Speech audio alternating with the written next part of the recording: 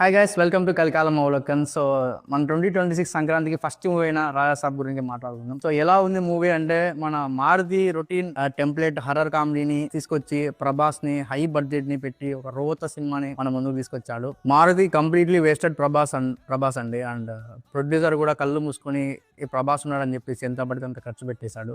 It's not worth. అంత ఈ subject కి ఈ కంటెంట్ కి అంత ఖర్చు పెట్టాల్సిన అవసరం లేదు. ఫస్ట్ మాట్లాడుకోవాల్సింది ప్రభాస్ గారి గురించి అండ్ లుక్స్.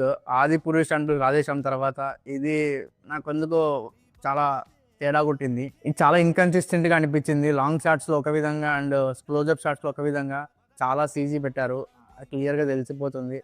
అండ్ ఇంకోటి ఏంటంటే, ప్రభాస్ ని మన మిర్చిలో, డార్లింగ్ లో, బుజ్జిగాడ్లో ఎలా చూసామో క్యాజువల్ గా, సో బాహుబలి కానీ కల్కి కానీ మనం లార్జర్ దాన్ లైఫ్ రోల్ చూసాము. ఆ వింటేజ్ ప్రభాస్ ని మిస్ అవుతున్నాం. సో దీన్ని ట్రై చేశారు, బట్ కంప్లీట్లీ ఫెయిల్ అని చెప్పాలి. ఈ కామెడీ సీక్వెన్స్ లో కానీ ఏది కానీ వర్కౌట్ అవ్వలేదు. అండ్ ప్రభాస్ కి ఆ ఈజ్ కూడా లేదు. Maybe someone should bring back Prabhas అండి. We're missing that Prabhas. ఇంకా స్క్రీన్ ప్లే గురించి వస్తే, అదే routine horror comedy template movie అండి. కొత్తగా ఏముండదు ఇందులో.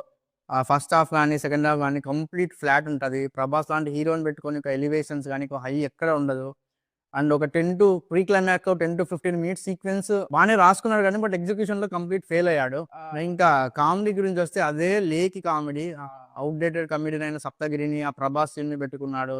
ఎక్కడ కామెడీ వర్కౌట్ అవ్వదు. అండ్ ప్రభాస్ కూడా అనవసరమైన హీరోయిన్స్ తో రొమాన్స్ సీన్ ఇవన్నీ చాలా లేకి అనిపిస్తాయి మనకి. సో ప్రభాస్ లాంటి హీరో మనకి డేట్స్ ఇచ్చారని చెప్తే చాలా ఎఫర్ట్ పెట్టి తను ప్రూవ్ చేసుకునే ఛాన్స్ వస్తుంది. బట్ మారుతి ఎక్కడే కానీ మనకు ఎఫర్ట్స్ పెట్టినట్టు అనిపించదు. ఈ completely wasted lot of money for the producer. And Prabhas dates కూడా వేస్ట్ చేశాడని అనిపిస్తుంది. సో ఫైనల్ గా ఏం చెప్తా అంటే, సో ఈ రాజాసాబ్ మూవీ సంక్రాంతి సీజన్ లో కాకుండా వేరే సీజన్ లో వచ్చిందంటే ప్రభాస్ కోసం ఒకసారి ట్రై చేయమని చెప్పేవాడిని.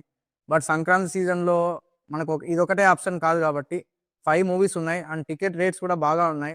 మీరు ప్రభాస్ ఫ్యాన్ కాకపోతే you can skip and save your money.